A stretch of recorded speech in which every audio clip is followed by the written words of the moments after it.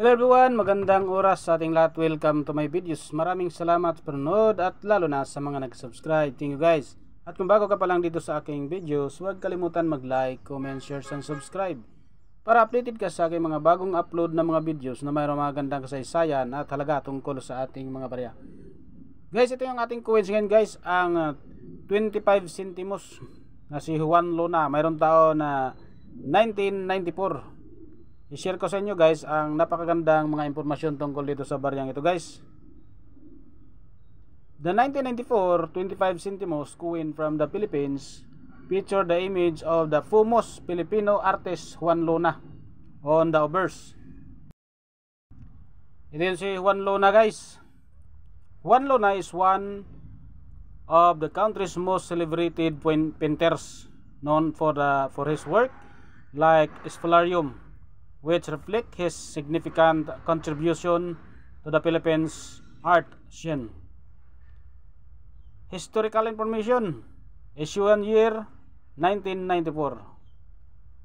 Over design, the coin displays a portrait of Juan Luna with inscription Juan Luna and P25, denoting the 25 centimos value around it. Reverse design. The reverse side of the coin features the national emblem of the Philippines with the sun and stars and the inscription Republika ng Pilipinas or Republic of the Philippines.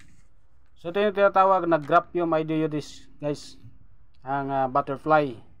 Ito yung small type. Composition. The 25 centimo coin is made of brass clad steel, diameter 23 mm, weight 5.5 grams, age smooth. Value, face value 25 centimos, 0.25 Philippine peso. Collector's value. The collector's value of the coin can vary depending on its condition and rarity. Generally, a circulated coin might be worth only a small premium over face value, perhaps 10 to 50 Philippine pesos. While uncirculated or mint condition, the value might be higher, potentially reaching around 100 to 200 Philippine pesos. Approximately 2 up to 4 US dollar coins in pristine condition or mint condition, or those from limited minting runs, can fetch even higher prices in specialized numismatic market. If you are considering selling or evaluating your coin, it's always a good idea